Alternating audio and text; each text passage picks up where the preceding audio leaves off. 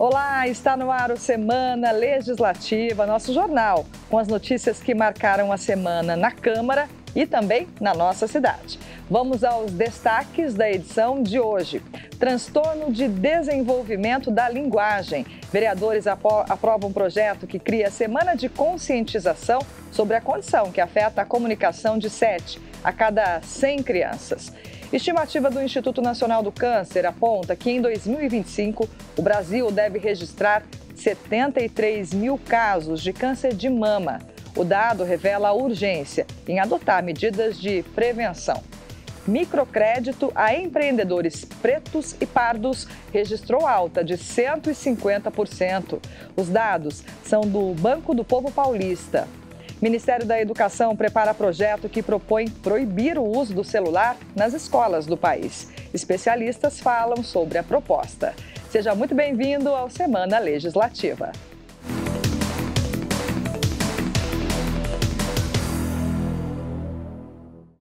E a gente começa essa edição com um balanço da sessão realizada pelos vereadores nesta quinta-feira. Entre os projetos aprovados na 58ª sessão do ano está a proposta que autoriza a instalação de totens em áreas públicas da cidade interligados ao Centro de Segurança e Inteligência. Os equipamentos poderão contar com botão de emergência para acionar a Guarda Civil ou Polícia Militar em caso de suspeita de crimes ou violência. Outro projeto aprovado é voltado para o meio ambiente. A matéria trata da proteção de abelhas silvestres nativas sem ferrão. O texto prevê o resgate e transferência de colmeias alojadas em locais inadequados, como redes elétricas ou edificações, e o encaminhamento para produtores ou entidades ambientais. Outro projeto que recebeu o aval favorável dos parlamentares vai instituir em São José a campanha Meu Primeiro RG. O objetivo é divulgar a importância do registro civil nas escolas municipais para facilitar o acesso ao documento de forma antecipada, garantindo cidadania aos estudantes. As sessões de Câmara são realizadas todas as terças e quintas, a partir das 4 horas da tarde, com transmissão ao vivo. E no último domingo, os joseenses escolheram os 21 vereadores que começam um novo mandato a partir de 2025. E a gente confere agora como ficou a composição da Câmara Municipal. A partir de 2025, as 21 cadeiras da Câmara Municipal serão distribuídas da seguinte maneira. O partido que ficou com o maior número de vagas foi o PSD, com 6 vereadores eleitos. Em seguida, aparece o PL, que vai ocupar 5 cadeiras. O PSDB, PT e PRD ficaram com 2 vagas cada um. União Brasil teve 1 vereador eleito, assim como Republicanos, Cidadania e PP. Hoje, 11 de outubro, é o Dia Nacional da Pessoa com Deficiência Física. A data foi criada em 1981 para conscientizar sobre a necessidade de políticas públicas e ações que garantam acessibilidade, igualdade de oportunidades e qualidade de vida para essa parcela da população. Uma rotina cheia de desafios desde os primeiros meses de vida. Francesco recebeu o diagnóstico de meningite aos 3 meses. A doença afetou o desenvolvimento e a coordenação motora. Por conta disso, precisa do auxílio de cadeiras de rodas. No dia a dia mesmo, as dificuldades normais, principalmente quando a gente sai, né? Para andar de ônibus é complicado, porque o ônibus não passa na frente da minha casa. Foi na Associação das Pessoas Portadoras de Deficiência, localizada na Zona Sul de São José, que ele encontrou apoio. Lá, faz fisioterapia e é incentivado a ter mais autonomia. A parte social aqui da PPD é muito importante, né? Aqui tem muitas atividades, a gente tem atividade de artesanato, tem a fisioterapia. É muito gratificante para mim vir aqui e fazer parte da PPD, né? E foi por necessidade de mais inclusão que Maria resolveu fundar a associação em 2006. Com o objetivo de orientar, capacitar e inserir na sociedade pessoas com deficiência, são oferecidas aulas de artesanato, informática e esportes, além de fisioterapia e serviço social. A necessidade de você orientar ela, o que ela tem de direito, procurar o que tem de direito, ter direito a estudar, a andar, a ter locomoção, Então, a trabalhar também. Então, a gente resolveu fundar a instituição.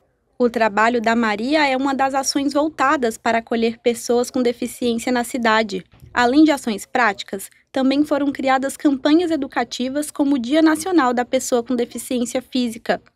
O intuito é levar mais consciência sobre a importância da inclusão e do fim do preconceito.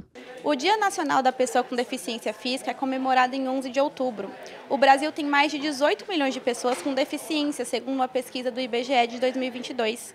Essa parcela da sociedade, cerca de 9% da população com 2 anos ou mais, ainda tem menor acesso à educação, trabalho e renda. A própria história da pessoa com deficiência merece esse dia para a gente ser lembrado, para a gente ser festejado e para a gente poder lutar pelas nossas pautas, porque o tema da pessoa com deficiência é muito recentemente abordado de uma maneira justa e correta, que é dando voz e lugar para aqueles que merecem, né? As dificuldades também são sentidas na falta de acessibilidade. Um ônibus do transporte público com falta de manutenção fez com que Francesco quase sofresse um acidente. O elevador caiu. Eu tirou o elevador caiu. A sorte que eu não estava em cima, né? Eu teria sofrido um acidente. E apesar dos avanços e da garantia de direitos assegurados por leis, os desafios para a inclusão e acessibilidade ainda são muitos. Por isso, a importância de planejar políticas públicas para promover qualidade de vida, maior participação na sociedade e equalização de oportunidades. Se a gente quer uma sociedade que vá além da rampa, que vá além da comunicação, que pense numa comunicação efetiva em Libras, em Braille, ou para a pessoa que tem deficiências múltiplas ou neurodivergentes, a gente precisa quebrar a barreira atitudinal, que é aquela que diz que a pessoa com deficiência é menos, ou aquela que reduz a pessoa com deficiência ao assistencialismo. Lembrando que assistencialismo é diferente de assistência social. Respeito e inclusão. Essas duas atitudes são mais do que necessárias para que a vida das pessoas com deficiência tenha menos barreiras pelo caminho. E que falta ter um pouco mais de atenção, empatia, ver o que está precisando, ir nos bairros, perguntar para as pessoas, está precisando do quê? Está precisando disso, disso, disso, ir lá e fazer. É isso, inclusão significa respeitar as diferenças, promover condições de igualdade e garantir acesso aos direitos. Por falar nisso, a quantidade de estudantes com o transtorno do espectro autista matriculados em escolas regulares cresceu 50% em um ano. Em 2022, eram cerca de 400 mil alunos, número que saltou para 600 mil no ano passado. Do lado de fora, tudo parece simples, mas para Raquel, a escola trouxe desafios invisíveis para o filho de apenas 6 anos, que é autista.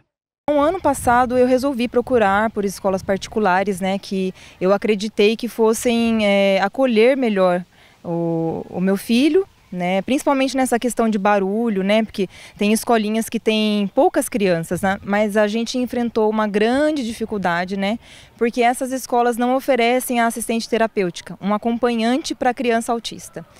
Então, eles não matriculavam.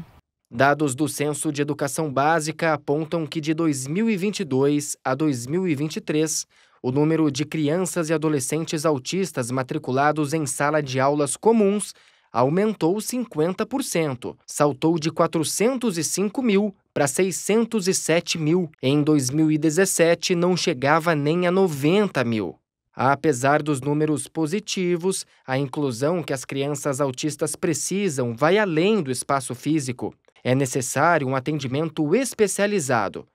A Raquel conta que depois de muita luta, esse cuidado tem feito a diferença para o filho. Ele ficava de 1 a 2 horas só na escola, na educação infantil. Então a gente consegue notar a diferença, né, de uma escola mais inclusiva pelo período que a criança consegue permanecer e que a gente notando que está feliz. Ele está muito bem, está se sentindo bem, está ficando. Assim como esses portões se abrem diariamente e recebem centenas de crianças, a inclusão também deve ser uma porta sempre aberta. A matrícula é apenas o primeiro passo para garantir que os autistas recebam todo o suporte necessário. Mas, às vezes, é preciso buscar orientação jurídica.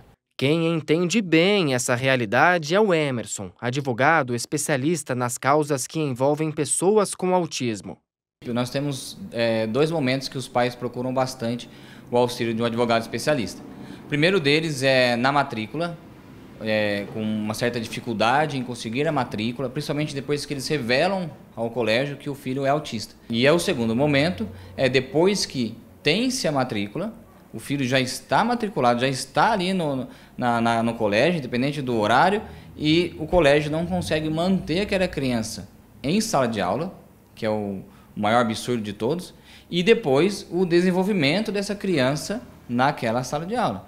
A educação especial nas escolas regulares é garantida por lei. Mas o que fazer caso a escola se negue a oferecer a matrícula? Quais são as penalidades para o colégio que nega a matrícula, para o colégio que, de certa forma, discrimina aquela criança? É basicamente reclusão de 3 a 5 anos e multa.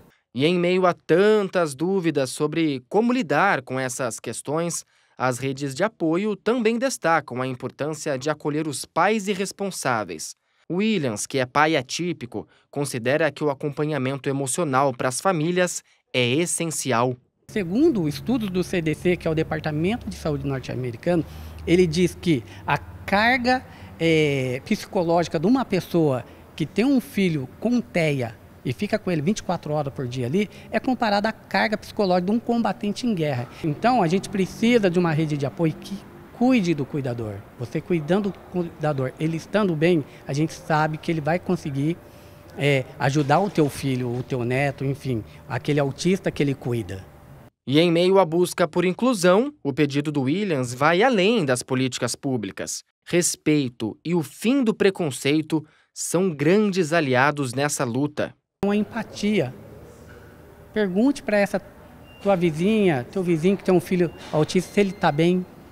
Pergunta se precisa de uma ajuda, porque às vezes apenas uma pergunta dessa você pode fazer uma grande diferença na vida, no dia daquela pessoa. A Cristiane, mãe atípica, entende bem esse desafio. Teve dificuldades para encontrar uma escola regular que aceitasse o filho e defende a união dos pais na cobrança por mais inclusão. Eu estou à procura também dessa rede de apoio que realmente dá firmeza, que vai lá para realmente ajudar a gente, né? Para dar informação para a gente, para dar conhecimento, para a gente conseguir lutar pelos direitos dos nossos filhos. Precisa de muita informação ainda e conhecimento. E olha, amanhã, 12 de outubro, é comemorado o Dia de Nossa Senhora Aparecida. A cidade espera receber milhares de devotos, né? Fiéis que fazem questão de demonstrar fé e gratidão à padroeira do Brasil. Em outubro, a Dutra fica assim, cheia de romeiros em peregrinação para Aparecida.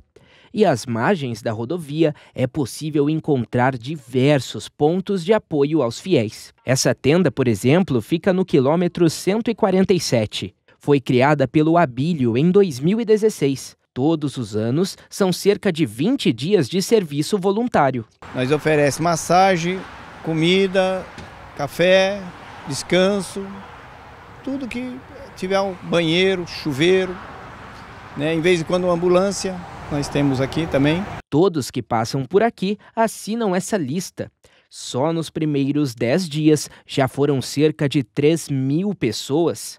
Os peregrinos podem se alimentar, tomar um café, pegar uma água, descansar ou receber uma massagem. Isso aqui é o essencial. Essencial, você não tem noção. Ontem mesmo foi um dia e hoje está sendo, que eu não estou aguentando não. Ainda bem que eu achei aqui, vou parar para fazer a massagem, senão não aguentava não. Segundo a Polícia Militar, neste ano 13 milhões de romeiros vão caminhar até a cidade de Aparecida. E para eles, tendas como essa daqui são muito importantes para questões físicas, mentais e de fé. Nossa, é demais, é aconchegante assim, né? Pra gente se sentir em casa, então todos eles com um sorriso no rosto, isso dá mais ânimo pra gente continuar, né, a caminhada. Já essa outra tenda, que fica na altura do quilômetro 144, é formada por alunos de uma faculdade da área da saúde. cerca de 10.000 romeiros devem passar por aqui para receber atendimento. Estudantes de fisioterapia, medicina, biomedicina e nutrição estarão apostos para ajudar os fiéis. E cada curso tem uma função nesse auxílio. A gente tem a parte da nutrição que está acompanhando ali o pessoal da Igreja São Peregrino a fazer todo o balanceamento dos alimentos, o que é melhor para ele, a hidratação, para ele fazer esse caminho mais leve, né? Não ter tantos problemas. E aí o pessoal da biomedicina está aqui junto com a gente também, fazendo um apoio de sinais vitais, auriculoterapia, que é a acupuntura que a gente faz na orelha. A gente tem o curso da medicina que está responsável pelos cuidados de curativo, de machucados na pele, enfim, todo o apoio que o romeiro precisa, a gente está com a equipe pronta para atender. E a médica alerta para alguns sinais que o corpo dá como aviso de que é preciso parar de caminhar e aceitar ajuda. Muitos ficam com ferimentos, às vezes ferimentos mais graves. Tem pacientes com diabetes que estão fazendo essa caminhada, às vezes não percebe o machucado, não percebe a pressão alta, e aí a gente consegue fazer esse atendimento preventivo com eles e não deixar ocorrências maiores serem ocasionadas. Entre tantos romeiros e voluntários, a certeza que fica é de que o que move peregrinos e apoiadores é a fé e o amor.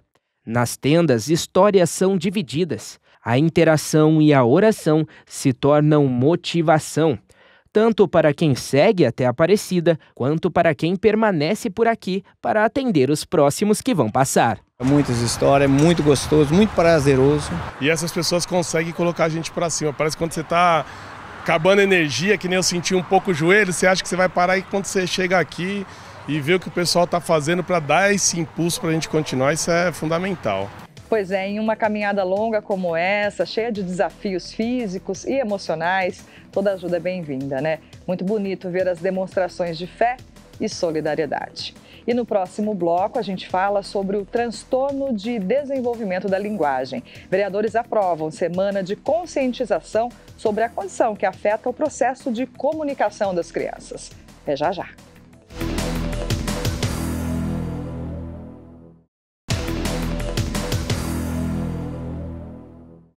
Estamos de volta com Semana Legislativa. E a gente abre esse segundo bloco com informação sobre a sessão de Câmara realizada pelos vereadores na última terça-feira. Durante a 57ª sessão do ano, muitos vereadores foram à tribuna para comentar sobre o resultado das eleições e agradecer pelos votos recebidos da população. Os parlamentares destacaram o trabalho realizado e a confiança dos moradores. A sessão também contou com a votação e apreciação de documentos, entre eles indicações, requerimentos e moções. Das indicações lidas, a maior parte dos pedidos era por serviços como limpeza de ruas, capina, poda de árvores, troca de lâmpadas, entre outras ações de manutenção pública. Já entre os requerimentos aprovados estão solicitações para a realização de exames e consultas na área da saúde e rondas policiais em alguns bairros. As sessões de Câmara são realizadas todas as terças e quintas, a partir das 4h da tarde, com transmissão ao vivo. A gente fala agora sobre saúde da criança. Nos primeiros anos de vida, algumas apresentam dificuldade para começar a falar, e isso pode estar relacionado com o transtorno de desenvolvimento da linguagem, um problema que não tem cura, mas com tratamento é possível melhorar as habilidades. E para promover ações que favoreçam a divulgação de conhecimento, a Câmara Municipal aprovou o projeto de lei que inclui no calendário de festas e comemorações da cidade a Semana de Conscientização do Transtorno de Desenvolvimento da Linguagem. O transtorno de desenvolvimento da linguagem é um distúrbio que age diretamente na comunicação da criança, como, por exemplo, a dificuldade de se expressar e até mesmo de entender certos gestos e falas. Como alerta essa fonoaudióloga, quem sofre com o problema tem limitações para interpretar o sentido de uma determinada frase. O TDL, ele é um transtorno que age diretamente na comunicação, né, da criança. Então, sendo na comunicação tanto expressiva, ou seja, ela não consegue emitir, né, verbalizar, quanto receptiva. Ela não está conseguindo receber, entender, compreender essa fala.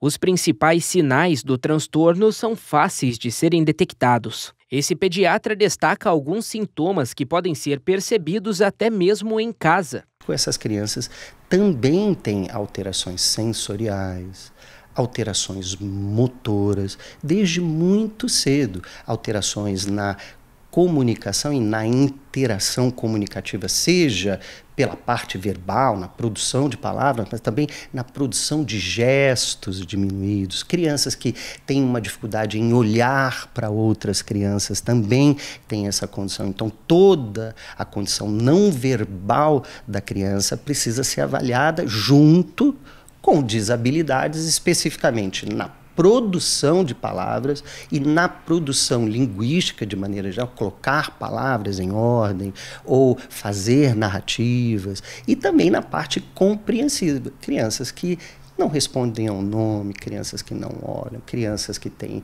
dificuldade em discriminar sons. Ao perceber sinais como esses, um especialista, como uma fono ou um pediatra, devem ser procurados. Quanto mais cedo o diagnóstico do TDL, melhor para o tratamento. Na avaliação, cada detalhe é muito importante. Na avaliação global do desenvolvimento, a gente vê duas habilidades que são habilidades complementares. Uma é das praxias globais. E as praxias globais começam com os deslocamentos do corpo, as habilidades tônicas, equilibracionais e de interação primeiro com os planos, mas depois com os objetos e com as pessoas. Para alertar a população sobre o TDL, um projeto aprovado na Câmara instituiu no calendário de eventos da cidade a Semana de Conscientização do Transtorno do Desenvolvimento de Linguagem. A data expande as ações do Dia Nacional de Conscientização do TDL, comemorado no dia 16 de outubro. E dedica uma semana inteira do mês para a realização de campanhas educativas. A proposta é ampliar informações sobre o tema e incentivar a busca por tratamento. É bem importante, né, falar sobre o quanto antes, né? Assim, então percebeu, né, que essa criança está havendo um sofrimento, né, da parte tanto da criança quanto da família, nessa comunicação, porque existe esse transtorno na comunicação, então é o momento de procurar ajuda. A Semana de Conscientização sobre o TDL também pode ajudar no apoio às famílias de crianças que têm o transtorno. Maneira de alertar os pais sobre a importância de procurar apoio médico o quanto antes. A linguagem é a coisa mais importante para o desenvolvimento psíquico e a integração de uma criança no mundo simbólico, no mundo das representações, na sua construção da inteligência. Então, ter um projeto como esse e conscientizar e colocar como pauta específica para toda a educação, um processo de estimulação e de apoio a essas crianças é fundamental para o prognóstico e para o tratamento adequado dessas crianças. Estimativa do Instituto Nacional do Câncer aponta que em 2025 o Brasil deve registrar 73 mil novos casos de câncer de mama. O dado revela a urgência em adotar medidas de prevenção. Quanto mais cedo for o diagnóstico, maiores são as chances de cura. E a campanha Outubro Rosa alerta para a importância da realização de exames. Esse grupo de mulheres reunidas compartilham a mesma história, a luta contra o câncer de mama. Aqui na Casa Gesto, entidade de apoio a quem enfrenta o tratamento oncológico, rodas de conversas como essas são comuns. A Casa Gesto é uma entidade social sem fins lucrativos que, desde 1995, presta assistência psicológica e social a pacientes com diagnóstico de câncer. O apoio psicológico é uma das frentes de trabalho, mas o local oferece uma série de outras ações. Nós trabalhamos grupos de autoajuda, encontros temáticos, com fisioterapia, temos também advogado e também ofertamos uma prótese de mama externa, onde ela coloca na mama operada. Isso ajuda também na autoestima dessa mulher, perucas, lenços, tudo para acompanhá-la nesse período que ela está mais fragilizada durante o tratamento. Uma das mulheres atendidas na casa é Zilá, diagnosticada com câncer de mama em 2021, aos 42 anos. Após retirar as 2 mamas, reencontrou a autoestima com a ajuda da Casa Gesto. Aqui, recebeu 2 próteses de mamas artesanais fabricadas por costureiras voluntárias. Já encontrei biquíni que põe prótese, já comprei um maiô que põe prótese. Eu amo praia, né? Então o negócio é praia, então já fui, já testei, tá ótimo. Para ampliar a informação e a conscientização sobre o câncer de mama, o mês de outubro ganhou a campanha Outubro Rosa. Entre as metas está a busca pelo diagnóstico precoce e o incentivo aos exames preventivos. Primeiro, a importância é que o diagnóstico precoce vai possibilitar tratamentos menos agressivos, principalmente em relação à cirurgia. O diagnóstico precoce muito provavelmente vai possibilitar uma cirurgia de pequeno porte, não tão mutilante. E a probabilidade de cura também é muito maior quanto mais precoce é feito esse diagnóstico, tá? Ou seja, a sobrevida é maior. O melhor jeito de prevenir o câncer de mama é realizar o autoexame e a mamografia, principal exame para detectar a doença. Bom, infelizmente não existe uma prevenção do câncer de mama, né? E o que a gente consegue fazer é um diagnóstico mais precoce possível. E isso é dado pelo exame de mamografia. A mamografia ainda é o melhor exame para esse diagnóstico precoce. Ela é recomendada a partir dos 40 anos de idade, uma vez por ano para os pacientes, tá? E pode ser associado ou não à ultrassonografia, ressonância, enfim. Mas o exame padrão e mais importante ainda é a mamografia. De acordo com o Instituto Nacional de Câncer, foram estimados quase 74 mil novos casos de câncer de mama no Brasil em 2024. Esse é o tipo de câncer que mais acomete mulheres no país. Quanto mais cedo o diagnóstico, mais chances de cura. Por isso, é importante estar atenta aos sinais da doença e também aos fatores de risco. Fatores de risco hoje muito associado à obesidade, hábitos de vida, né? Ingesta de álcool em excesso, tá? E também tem o fator genético, né? Muitas dessas pacientes têm pacientes já com câncer de mama na família. Para os casos positivos, acreditar e aceitar o tratamento é um passo importante. Na Casa Gesto, esse processo é realizado com o suporte de toda uma rede de apoio, amigos e familiares dos pacientes. A fé também é outra aliada. É muito importante, né? Porque geralmente quando acontece, tem casos que eu conheço, que o marido vai embora, que a família não liga, a pessoa não tem uma ajuda, sabe assim? E assim, graças a Deus, nesse ponto assim, todos foram maravilhosos comigo, família, amigos, todos. Sabe assim, então, assim, foi um tratamento, assim, doloroso, mas leve, vamos dizer assim, né? Zilá leva o lema Força, Foco e Fé da Casa Gesto muito a sério. Com bom humor e o sorriso no rosto, ela já acredita na vitória contra o câncer de mama. Glória a Deus, graças a Deus, venci, né? Em nome de Jesus, né, Senhor? Venci. E aí eu vou só terminar agora esse tratamento, aí 2027, em nome de Jesus, vou receber minha alta, né? E tudo bem.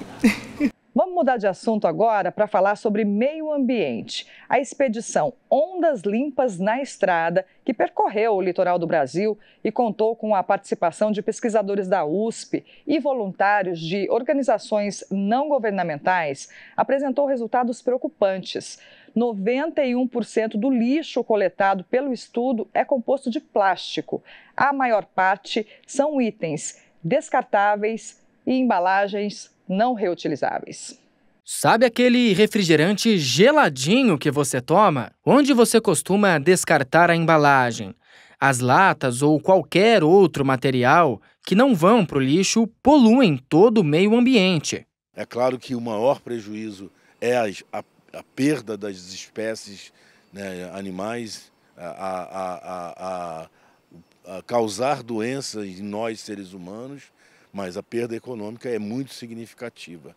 Estima-se que em 2018 teve que se utilizar de 9 a 18 bilhões de dólares para fazer a limpeza dos rios, para não prejudicar o turismo, o lazer, a pesca e os mares também, né?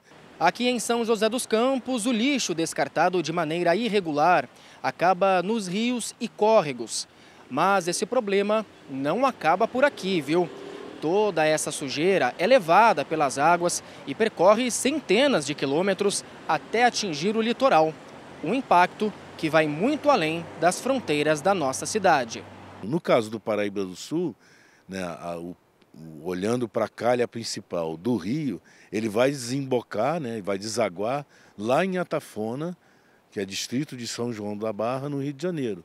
Até ele chegar lá, né, ele vai receber não só, infelizmente, às vezes o descarte errado aqui em São José, como ao longo dele. E isso vai acabar chegando lá no mar. Para minimizar esses impactos, o Instituto Lixo Zero Brasil tem recolhido os resíduos nas praias de todo o país. Uma demonstração prática da situação que diversas cidades enfrentam. É uma forma de a gente visualizar, quantificar, né, para mostrar para a sociedade que isso precisa mudar. No momento que as pessoas estão lá retirando aquele material e visualiza que, olha só quanto plástico que a gente está retirando desse ambiente marinho, começam também a questionar o seu próprio consumo. Uma pesquisa divulgada em setembro desse ano revelou que 91% dos resíduos encontrados em 306 praias do país são plásticos. Desse total, 61% são aqueles chamados de plásticos de uso único. 22% são fragmentos de plásticos de vida longa e 17% são apetrechos de pesca. Das praias estudadas, 100% continham resíduos em suas areias. Os dados foram levantados por pesquisadores do Instituto de Oceanografia da Universidade de São Paulo e membros da ONG Sea Shepherd Brasil. Já existe um tratado global que está sendo trabalhado em diversos países do mundo inteiro, né, liderado aí pela ONU, para que a gente tenha esse tratado global para banir o uso de plástico de uso único. E aquele plástico descartável que você consome durante pouco tempo e logo ele já vai descartado. Né? Aquele copo descartável, por exemplo, você vê, é um plástico de baixa qualidade, então ele não tem valor de mercado para entrar no processo de reciclagem. Então ele acaba sendo o quê? Direcionado como rejeito. E esse material, muitas vezes, é consumido em ambientes costeiros, por exemplo, né, nas praias, né? Então, você está tomando uma bebida e está usando aquele copo plástico. E, infelizmente, acaba, né, ficando naquele ambiente, não sendo destinado corretamente. E isso vai parar nesse ambiente marinho. Além da poluição, os plásticos nos oceanos carregam outro agravante. São um risco para a vida marinha de espécies como aves, tartarugas e peixes. Mas esse problema tem solução: o descarte correto de lixo. Uma atitude que depende da consciência de todos. A primeira coisa é exatamente, né, se conscientizar de que a gente não pode lançar esses materiais nos rios, ou mesmo descartar nas calçadas, né? Tem lugar apropriado para descartar. Tem que, cada vez mais, a prefeitura, a gestão pública precisa trabalhar, investir na reciclagem, né? Na coleta seletiva, para que isso, né, de fato, não chegue a causar esses graves problemas, tanto nos animais irracionais como em nós mesmos. Essa situação desperta ainda mais preocupação quando a gente olha para dados de um estudo feito pela Faculdade de Medicina da USP, em parceria com a Universidade Livre de Berlim. Os pesquisadores encontraram microplástico no cérebro humano. O plástico está por toda parte. Mas você já imaginou que ele pode estar presente no corpo humano? Foi o que um estudo da Faculdade de Medicina da USP, em parceria com a Universidade Livre de Berlim, e o Laboratório Nacional de Luz de Campinas descobriram. Pela primeira vez, pesquisadores encontraram microplástico no cérebro. Os pesquisadores, eles têm um banco de amostras, né? Eles procuraram a gente da linha de luz e contaram todo o relato deles, de amostras de pacientes, de autópsias. E eles queriam identificar esse tipo de polímero que eles tinham a suspeita que tinha no cérebro. E aí a gente analisou na linha de luz para identificar. A gente pegou a impressão digital de partículas desconhecidas do cérebro. Segundo o estudo, 8 dos 15 corpos analisados continham microplástico no cérebro. A hipótese é que o material teria sido inalado durante a respiração, uma das prováveis rotas de entrada. Através da via inalatória, ele vai aqui na parte superior do nariz, tem o bulbo olfatório, que é um complexo neural onde a gente sente o cheiro das coisas. Esse bulbo olfatório está ligado ao cérebro, através do nervo olfatório. Aí ele vai caminhando pelo nervo e chega até o cérebro, nas regiões lá do área olfatória primária. O tipo mais comum de microplástico encontrado no cérebro humano foi o polipropileno. Ele está presente no dia a dia das pessoas, como em roupas, embalagens, copos, garrafas, brinquedos e pneus. O impacto dessa exposição contínua aos microplásticos na saúde humana ainda está sendo estudado pela ciência. Isso pode desencadear processos neurodegenerativos cerebrais e isso ocasionando doenças como Alzheimer, Parkinson. Isso é um estudo ainda, a gente não tem toda essa certeza. E nas crianças ocasionar alterações na escola, no aprendizado, levando a alterações motores do desenvolvimento dessa criança. Essa descoberta chama a atenção sobre nossos processos produtivos e hábitos de consumo. De acordo com o Greenpeace, mais de 500 milhões de toneladas de plástico são produzidos anualmente em todo o mundo. Para a pesquisadora, os resultados dos estudos servem de alerta sobre o consumo consciente e os desafios da indústria plástica. A gente volta para a base, a gente tem que ter acesso a produtos que nos forneçam condições de escolha.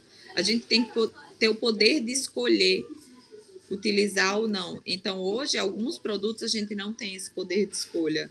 Então, acho que é um alerta mundial para a gente conscientizar o uso desse microplástico e também como a gente descarta esse microplástico. Porque a poluição ambiental de microplástico ela vem crescendo assustadoramente.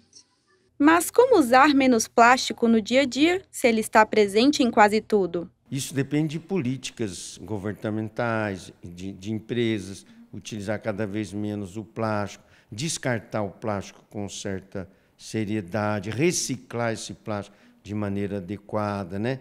Mas o que você pode, como pessoa, fazer? Por exemplo, você vai guardar alimentos, não usar embalagem de plástico. Você vai esquentar alimento, uma mamadeira, por exemplo, para criança, as mamadeiras são de plástico. Não esquentar na mamadeira, não é? Evitar condicionar os seus alimentos em lugares de plástico. A consciência é um caminho importante para reduzir nossa dependência do plástico. Mudanças de hábitos que são incentivadas com o avanço das pesquisas na área. O estudo da USP sobre os impactos do microplástico ainda devem render novos desdobramentos. E a partir de análises mais aprofundadas, será possível descobrir ainda mais efeitos do plástico na nossa saúde. Como essas partículas irão causar problemas na saúde humana, é um estudo que a gente vai ter que desenvolver ao longo do tempo, porque cada corpo é uma máquina diferente, cada plástico ele se desintegra, se desgasta de forma diferente. Eu acredito que a gente está no passo 0, que é o passo da identificação do polímero. Quando a gente identifica, a gente tenta associar possíveis fontes. Quando a gente associa possíveis fontes, a gente consegue tentar minimizar um pouco desse problema. No próximo bloco, a gente fala sobre o uso do celular em sala de aula. O Ministério da Educação estuda proibir o uso do aparelho nas escolas do país. É já já.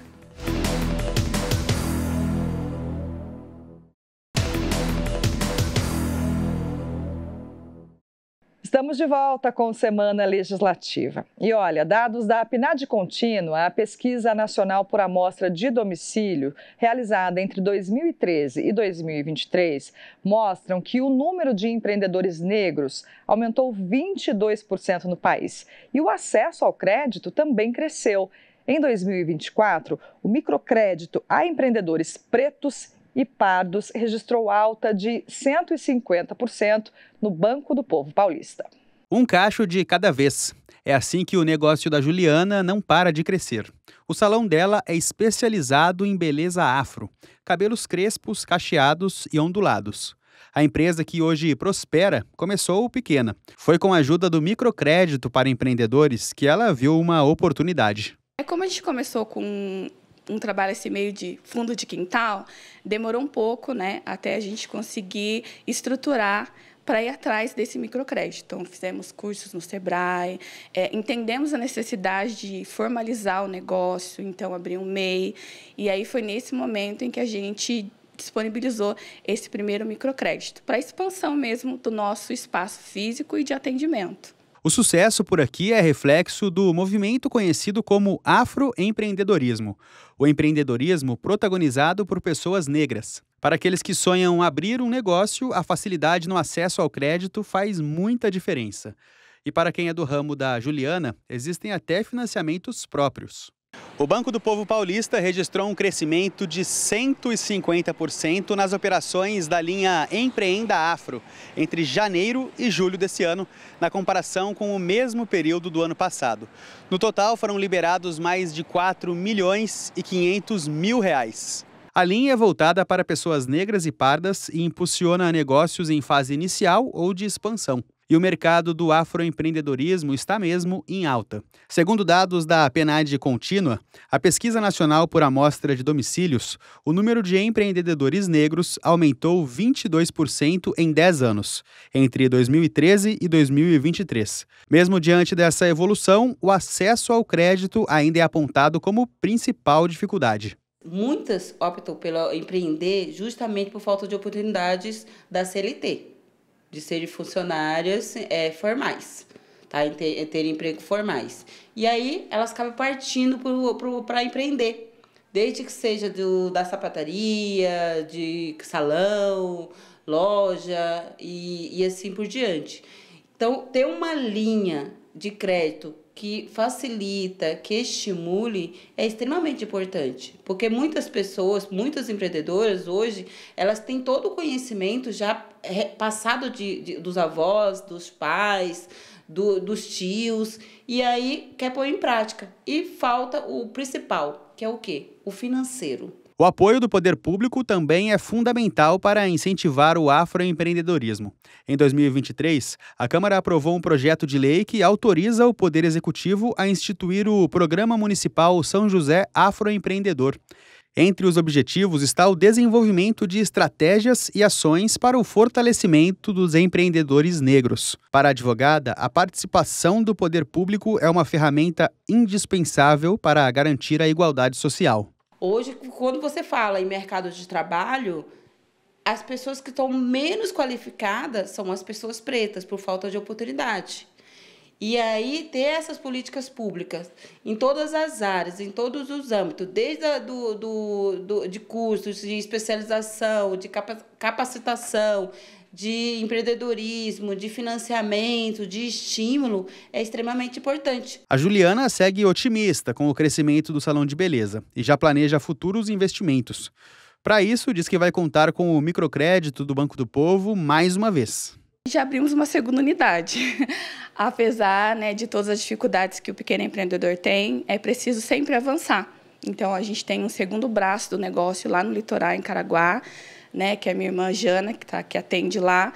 E aí, novamente, a gente vai utilizar esse microcrédito para expandir e para crescer um pouco mais, para oferecer melhor os nossos trabalhos, os nossos atendimentos. O Ministério da Educação prepara projeto que propõe proibir o uso do celular nas escolas do país. Uma das justificativas é favorecer o desempenho dos estudantes, já que o aparelho pode distrair e prejudicar a concentração. Em muitas escolas, o celular é um vilão, mas nessa, eles fazem parte da aula. São usados por alunos e professores como uma ferramenta de aprendizagem. O celular, do 6º ano ao 3º ano do ensino médio, ele tem muitas aplicações, Então, eu estava te dizendo, eu sou professor de matemática, tem uma coisa chamada geometria dinâmica, onde fazer gráficos, observar ilustrações em movimento, ajudam muito no entendimento da matéria. Se você está, por exemplo, tendo uma aula de história, você pode escrever lá uma data, você visualiza a época, um filme, que te ajuda a entender um determinado cenário, sabe? Tem tantas coisas interessantes que você tem acesso no celular, aplicativo. Mas o smartphone como um material escolar ainda é um assunto que divide opiniões. O celular pode sim ser um auxílio para o aluno, como também pode atrapalhá-lo, principalmente na concentração. As crianças, quando elas têm acesso livre ao celular, elas normalmente, quando é livre, né, não tem um monitoramento, não tem alguém ali direcionando esse uso, elas normalmente perdem um tempo ali de uso, elas usam durante muito tempo, e aí ela se isola de todo o restante, de todo o contexto, e isso dentro de sala de aula é prejudicial. O foco na aula do professor, o foco na atenção dos colegas. Para evitar esse uso fora de hora, essa escola tem vários combinados. Tem canto por aqui que ele não é permitido. Cada professor pode optar por permitir ou não o celular na sala. Se achar necessário, o docente pode recolher os aparelhos e devolvê-los somente no fim da aula. Nossa cantina, por exemplo, as mães cuidam e ali no horário do almoço as crianças não usam o celular. A gente tem uma ludoteca onde as crianças vão brincar com jogos, com manipulação. Então, ali também é um espaço livre de celular. Então a gente vai trabalhando com eles para que eles entendam, aprendam a utilizar o celular. Pois é, mas o uso do celular nas escolas brasileiras pode passar por uma mudança significativa e em um futuro próximo. Isso porque o MEC está elaborando um projeto de lei que, se for aprovado, pode banir o uso desses dispositivos, não só das salas de aula, mas da escola toda. Segundo o Ministério da Educação, essa medida valerá para escolas públicas e privadas de todo o Brasil. E a prática é comum, embora várias escolas sejam flexíveis. Uma informação divulgada pelo TIC Educação em 2023 apontou que o uso de celular já é proibido em 28% das escolas do Brasil. E 6 em cada 10 colégios adotam algum tipo de regra, como determinar horários e locais que o aparelho pode ser acessado. Para o educador, a proibição pode ser importante, principalmente para escolas que não conseguem ter o controle dessa prática sobre os alunos. Tem muitos lugares que não conseguem ter esse controle que parece tão simples, de simplesmente guardar o celular, de você pedir, sentir-se afrontado, o aluno não guardar. E aí, para esses lugares, e o uso do celular em muitas situações está fora de controle.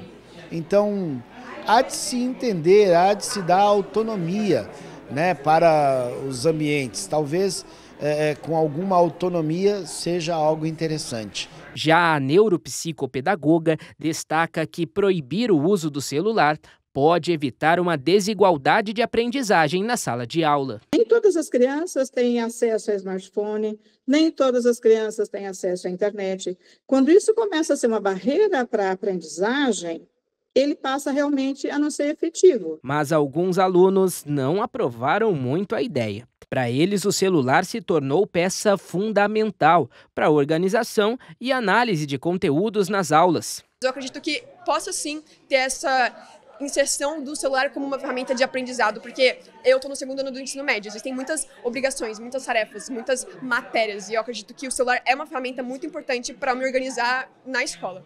Obviamente ele tem os seus momentos onde ele atrapalha a linha de raciocínio, mas o celular ele é sobretudo um mecanismo que a gente utiliza no conhecimento nas aulas para expandir com novas fontes e, de fato, contribuir para a construção da aprendizagem dos alunos. Fato é que o projeto nacional enfrenta uma resistência. E se depender da Sofia, do Júlio e dos alunos dessa escola que visitamos, tirar o celular da sala de aula não traria muitas vantagens. A tecnologia atualmente ela é um instrumento que não deve ser proibido, mas sim um instrumento onde a gente deve aprender a lidar para, de fato, construir uma sala de aula mais conectada, uma sala de aula mais imersiva no quesito da educação. Uma ferramenta muito importante para você fazer as atividades escolares, do grupo da escola. Se você precisa utilizar uma lousa, por exemplo, que você faltou no dia, ou se organizar com outras pessoas do seu grupo em um trabalho ou no próprio TCC. Então, existe essa comunicação que o celular traz para você e é muito, muito eficaz. Pesquisa sobre o perfil dos pets que estão nas casas dos brasileiros mostrou que quase metade dos animais não tem raça definida. Boa parte foi adotada após sofrer maus tratos. Lady e Nina são a paixão da Ana Carolina. A empresária resgatou as cachorrinhas das ruas e de situação de maus tratos anos atrás. Hoje, elas vivem felizes e saudáveis em um lar seguro e cheio de amor. A Leide, ela morava em uma fazenda, lá em Taubaté. Veio sem pelo aqui nessa parte do rosto. A gente começou a tratar ela, cuidar dela, né, para que essas doenças começassem a melhorar. Depois de 2 anos, a gente conheceu a Nina, na verdade, na rua, perambulando entre os carros. Ela estava sem a mãezinha dela, sem o irmãozinho. E aí a gente viu que ela também estava num estado bem difícil, ela estava com um corte na cabeça. E aí a gente foi cuidando dela também. A ideia no começo era botar ela para adoção, porque a gente já tinha 2, né? Mas aí o coração falou mais alto e a gente acabou ficando com ela também. O Mingau Leonardo, esse lindo gato branco, também foi adotado e ampliou a família da Bárbara. Mesmo com outros 5 gatos, ela resolveu acolher mais um. O Mingau é surdo e trouxe muito amor para a vida da tutora. O fato de você adotar vem assim com uma gratidão muito grande, porque são animais que, querendo ou não, são rejeitados, sofreram nas ruas, sofreram, enfim. Então eu acho que eles já vêm com uma carga de amor muito grande. E o fato também, sempre que eu adoto animais adultos, que são os mais excluídos, os mais rejeitados, os que ficam para trás no abrigo. E sabe o que Leide, a Nina e Mingau têm em comum? Eles são vira-latas, ou melhor, sem raça definida. Um pet sem raça definida é a mistura de várias raças que vai originar no pet que a gente tem em casa. Então, pode ser um cão ou um gato com a mistura de 2 raças, pode ser uma raça misturado com alguma outra que já não tem definição, ou várias raças de acordo ali com o número dos antepassados que vão gerando essa mistura. Uma pesquisa aponta que 94% da população tem ou já teve pets em casa. Mas entre eles, há um preferido, os vira-latas. Os dados apontam que entre todos os pets presentes nas casas dos brasileiros, 32% dos cachorros e 52% dos gatos são classificados como sem raça definida. Mas será que existe uma diferença entre um animal de raça e aquele sem raça definida? Bom, a principal diferença é que a gente, no pet que não tem uma raça definida, a gente não consegue seguir um padrão. Então, cada um vai ter um tamanho diferente, uma cor de pelagem, o tamanho da pelagem, o comportamento também pode mudar. Diferente das raças que a gente sempre sabe que eles vão ser todos seguindo o mesmo padrão, muito parecidos, às vezes tem uma diferença, né, na cor, alguma coisa, mas sempre seguindo o mesmo padrão. Esse número mostra que os brasileiros preferem adotar do que comprar pets. Mas, para adotar cães e gatos, independente da raça, é preciso ter responsabilidade. Assim como procurar um local seguro para a adoção, como o Centro de Controle de Zoonoses de São José. Para adotar um pet de maneira responsável, é importante sempre pensar antes nas intenções, se é isso mesmo que quer, estar ciente de que o animalzinho ele representa gastos e tempo também, né? Um tempo de qualidade do tutor. Ele vai querer carinho, precisa de ração, todos os critérios de higiene e que depois também ao longo da vida, em algum momento, ele pode ficar doente. Então vai representar gastos com remédios, veterinário, as consultas de rotina, vacinas. Então tem que ser tudo muito bem pensado. E a pessoa optando pela adoção, estamos aqui de portas abertas, de segunda a sexta-feira, das 8h30 às 16 horas, onde a gente apresenta um book com a foto de todos os animais. Como a gente tem muitos, a gente não consegue deixar todos à mostra.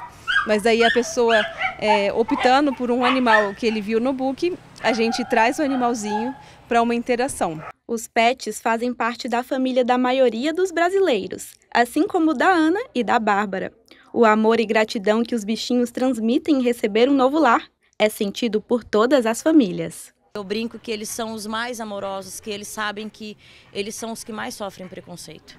Então eu acho que as pessoas deveriam olhar mais para esse lado de dar oportunidade para animais adultos, para animais assim fora do padrão. Eles vão te dar o amor incondicional independente, e às vezes até mais, né? Porque às vezes eles passaram por alguma situação, né, de traumas na rua, então eles são muito gratos a quem cuida deles, né? A quem dá um mínimo ali de carinho, atenção e cuidados no geral.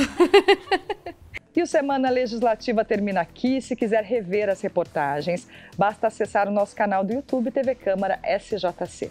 Ótimo fim de semana para você. A gente volta a se encontrar na segunda-feira. Até lá.